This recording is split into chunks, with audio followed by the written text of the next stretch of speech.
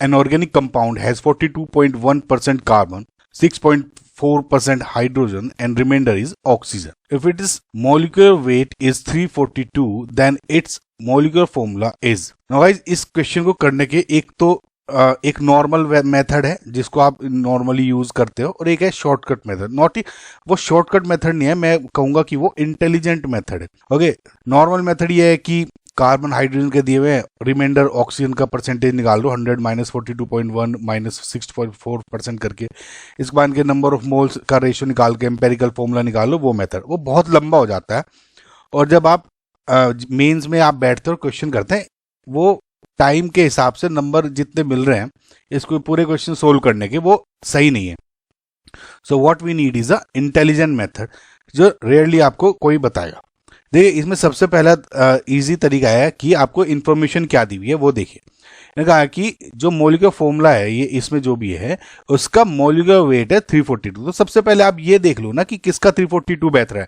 क्या पता उसमें सिर्फ ऑप्शन इस तरह दिए हुए हैं कि सिर्फ एक का ही 342 आ रहा है, तो आप डायरेक्ट कर दो उसको. और अगर हो सकता है कि कभी कभी 2, 3 या चारों के 342, तो उसमें आगे यूज कर देखते हैं, है ना.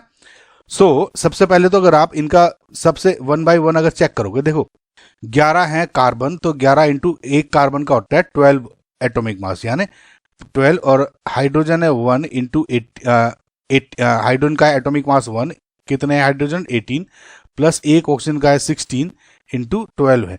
तो इसको अगर आप कैलकुलेट करते हैं तो आ जाता है 342. ओके, यानी ये भी हो सकता है. सिमिलरली इसका देखेंगे तो यानी 12 into 12 plus 20 into 1 plus 16 into 12, again इसका अगर आप देखते हो तो इसका लगभग बैठता है 356. ओके, तो यानी ये तो आपका कट ही गया. इसका देखोगे तो 12 into 12 plus 22 into 1 plus 16 into 11, इसका भी देखते हो तो 342 बैठता है, यानी ये भी हो सकता है.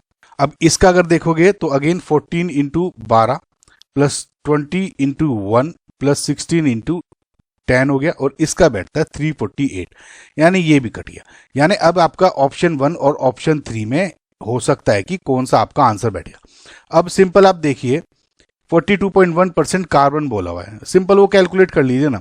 कैसे करेंगे, देखिए परसेंटेज कार्बन कितना है कि कितना टोटल कार्बन है पूरे मॉलिक्यूल में, यानी 11 इंटू इसका अगर मैं निकालू परसेंटेज कार्बन कितना है, 11 इंटू एक कार्बन की कितना हो गया 12, है ना, यानी 12 ग्राम पर मोल हो गया.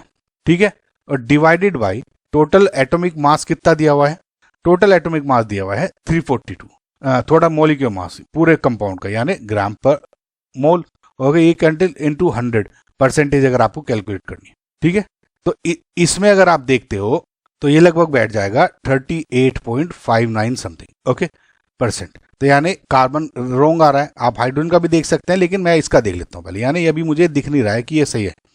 सिमिलरली अगर इसका देखते हैं तो 12 कार्बन है इंटू 12 हो गए एक कार्बन का एटॉमिक मास ग्राम पर मोल में आप कैलकुलेट करते हो, डिवाइड बाय टोटल का है 342 ग्राम पर मोल, और जब इसको आप कैलकुलेट करेंगे एग्जैक्ट 42.1% बैठ जाता है, यानी यही आंसर आ रहा है, and that is your correct answer.